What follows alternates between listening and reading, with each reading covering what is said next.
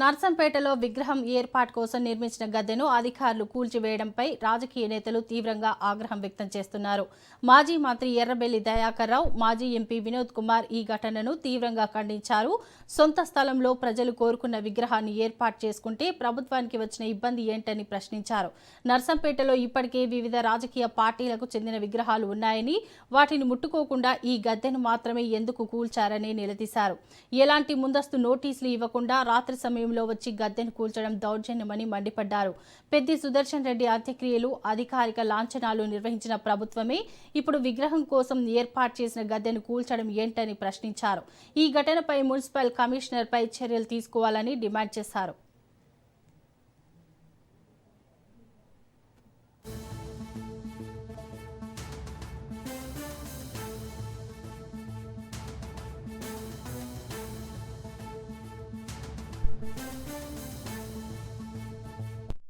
చాలా బాధాకరమైన విషయం ఇది. ఒక పక్క ఆయన చనిపోయి మేము కుమిలి ఏడుస్తాను.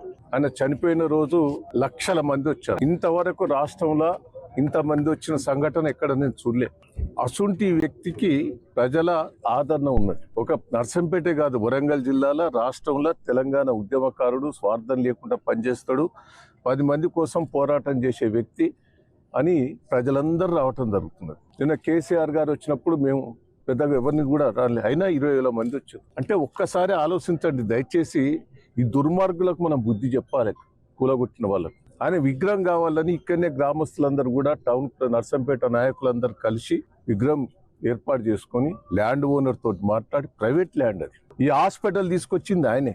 అసూంటి నర్సంపేటలో మేము వస్తా అంటే ఎక్కడ లేనన్ని విగ్రహాలు ఇక్కడ ఉన్నాయి. సరే, ఎవరి విగ్రహం పెట్టుకుంటే తప్పేం లేదు, కానీ ఇంత దౌర్జన్యం అండి. ఏందండి ఈ దౌర్జన్యం? దీని వెనుక కాంగ్రెస్ పార్టీ హస్తం ఉన్నది. మేము వదిలిపెట్టాం. దీన్ని ఎంతవరకైనా తీసుకుపోతాం.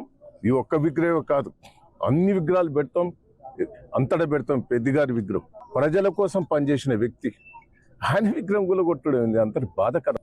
దయచేసి ఇప్పటికైనా బుద్ధి తెచ్చుకొని ఆ కూలగొట్టిన కాడ మీరే కట్టి విగ్రహం పెట్టి ఏర్పాటు చేయాలి.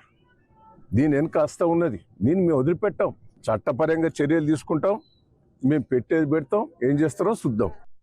అతడు తన జాగాలో పెద్ది సుదర్శన్ రెడ్డి గారి విగ్రహాన్ని పెట్టుకుంటా అంటే వీళ్ళెవరండి ఆబ్జెక్షన్ చేసేది? ఇప్పుడు రోడ్ల పైన చాలా విగ్రహాలు ఉన్నాయి, దేనికి కూడా పర్మిషన్ లేవు నాకు తెలిసిన మంది. వాటిని ముట్టుకున్నాడా మరి ఇక్కడ మున్సిపల్ కమిషనర్? ఇదే నర్సంపేట లోపల ఇప్పుడు మేము వస్తా అంటే ఎన్ని విగ్రహాలు ఒకటాయి, నేను పేరు చెప్పదలుచుకోలేదు. అన్ని రాజకీయ పార్టీల విగ్రహాలు ఉన్నాయి, వ్యక్తుల విగ్రహాలు ఉన్నాయి. మరి వాటిని ముట్టుకున్నాడు, దీని ఎందుకు ముట్టుకున్నాడు? నేను డెఫినెట్ గా ఇప్పుడు ఇక్కడ స్థానికులు ప్రేమతోని ఈ హాస్పిటల్, మెడికల్ కాలేజ్, నర్సంపేటకు కూడా ప్రభుత్వ మెడికల్ కాలేజ్ రావడం అంటేనే అది గొప్ప విజయం. అది ఒకటి ఏం పెట్టింది కాదు, పార్టీ పరంగా ప్రజలు కోరుకొని పెట్టుకున్నారు. తన సొంత భూమి ఆ సొంత భూమిలో పెట్టుకుంటారు. రోడ్డు మీదకి అంగుళం రాలేదు, తర్వాత ప్రభుత్వ భూమిలో ఎంటర్ కాలేదు.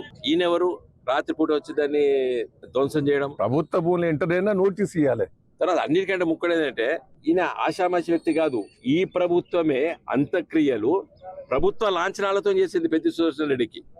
ప్రభుత్వ లాంఛనాలతో నిన్నగాక మొన్న అంత్యక్రియలు చేస్తారు, ఇవాళ వచ్చి కూల పెడతారు ఆ విగ్రహాలు. ఇదేం ప్రభుత్వం అండి? ఇప్పటికీ ప్రజలు ఆ రోజు అంతిమయాత్రలో పట్ల ఈ మెడికల్ కాలేజ్ కు పెద్ది సుదర్శన్ రెడ్డి పేరు పెట్టాలని చెప్పి ప్రజలు నినాదాలు ఇచ్చారు. మరి ఇక్కడ ఉన్నటువంటి వ్యక్తి, ఆ వ్యక్తి తన భూమిని మరి విగ్రహం పెట్టుకున్నాడు, వీలెవరైనా ఆపడానికి. కాబట్టి మేము జిల్లా కలెక్టర్ కి ఇమ్మీడియట్ గా ఆ కమిషనర్ పైన యాక్షన్ తీసుకోమని చెప్తున్నాం. ప్రభుత్వం